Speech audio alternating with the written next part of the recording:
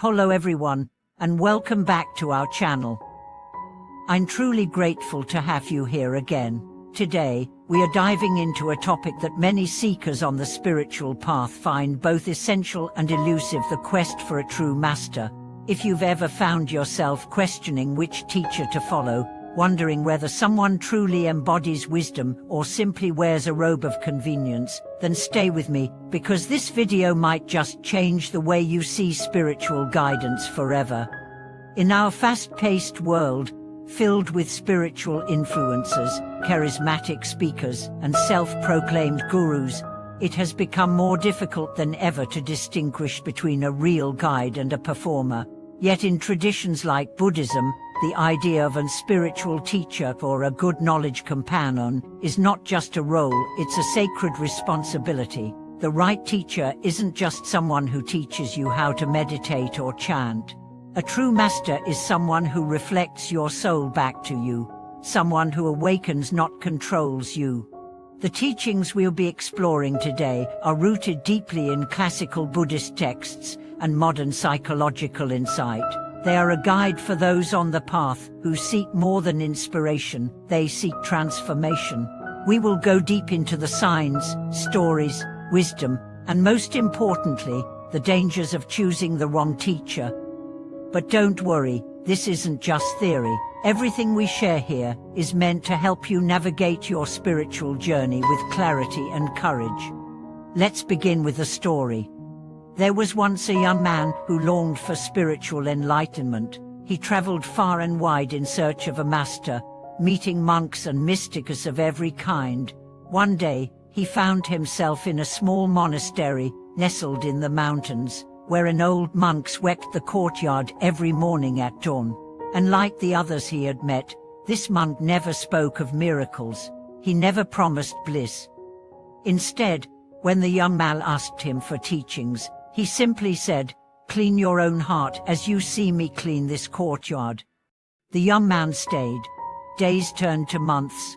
Slowly, he began to understand real transformation doesn't come from external drama, but from internal discipline.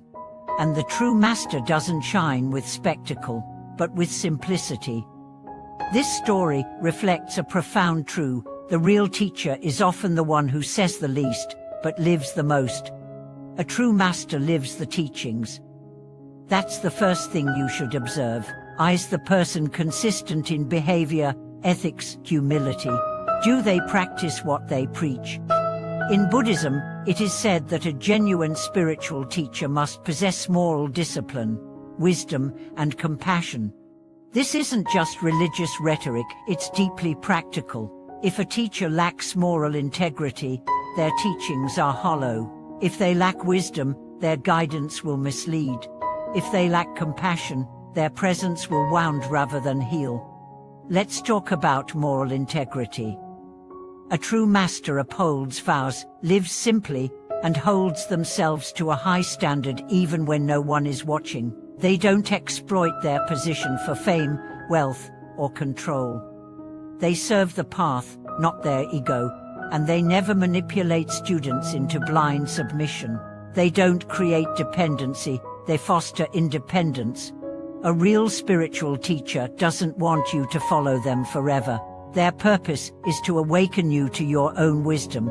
As one Buddhist text puts it, the master's role is not to be worshipped, but to help the student awaken. This is the essence of the spiritual path, not to become someone else's disciple for life, but to eventually become your own teacher. How then do you recognize such a teacher? There are many signs. First, their life is their teaching. You can feel peace in their presence. Not because they are loud or charismatic or make you feel ecstatic, but because they are grounded, still, clear.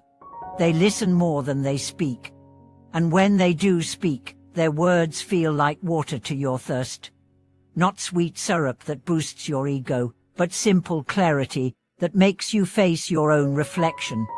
Another key quality is that they never force themselves upon you. They don't lure you with promises of heaven or threats of hell. They offer you the path, but they don't walk it for you. In fact, They remind you again and again that you are responsible for your own awakening. This can be hard to accept. Many seekers want comfort, not clarity. They want to be saved, not awakened. But real masters won't give you shortcuts, they'll give you mirrors. Let me share another story.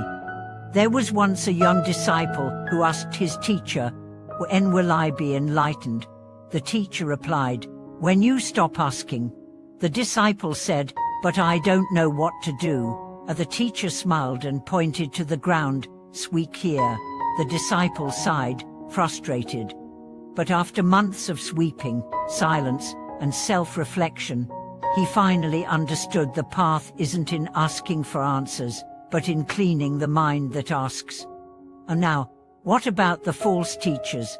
They are easy to spot if you are willing to see. They will demand loyalty. They will call you disloyal if you question them. They will claim mystical powers, but cannot explain their teachings in a way that inspires your own discovery. They often dress in borrowed wisdom, but live in contradiction. They surround themselves with wealth, flattery, and followers, but their own mind remains agitated, possessive, defensive. One of the most dangerous types of false teachers is the emotional manipulator. They play the role of spiritual parent, feeding your need for approval. Over time, you find yourself unable to make decisions without their permission. This isn't spiritual guidance, it's psychological imprisonment. True teachers empower you to think, feel, and awaken on your own. They might challenge you. They might even seem harsh, but you will never feel like they want control over you. You will feel like they want freedom for you. This journey requires discernment. As the old Buddhist saying goes, better to meet a demon than a false teacher. Because while a demon may test your body, a false teacher can destroy your spirit. So how do you find a true master? Interestingly, the answer lies not in searching for them but in becoming ready. As one sutra puts it, when the disciple is ready, the teacher appears. Your sincerity, your intention, your daily practice, these create the karmic conditions through which the right teacher can enter your life. Don't rush. Don't be dazzled by followers or production values or grand temples. Watch, wait, observe.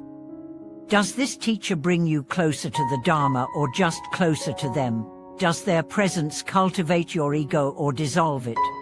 Do they make you feel dependent or empowered? When you do find such a teacher, honor them not with gifts, but with your own practice. Don't just say, "Thank you." Live in a way that reflects their teaching. This is the truest offering. And remember, the ultimate teacher is always the Dharma itself. Any human guide is just a pointer. They should help you internalize the teachings, not idolize the personality. As we come to the end of this video, I want to share something personal. I, too, once searched for a teacher who could give me answers. I met many. Some dazzled me with their words, some moved me with their silence, but the ones who truly changed my life were the ones who asked me to look inside, not at them. They didn't give me answers, they gave me better questions. And I realized the best teachers are not the ones who led, they are the ones who light your path, then quietly step aside as you walk it alone. Thank you for joining me today on this deep and important journey. I hope this message brings clarity, strength, and peace to your own path. If you've ever encountered a true teacher or if you're still searching, I'd love to hear your story in the comments. And as always, if this video brought value to your life, please like, comment, and subscribe to support this channel. Thank you for watching this video.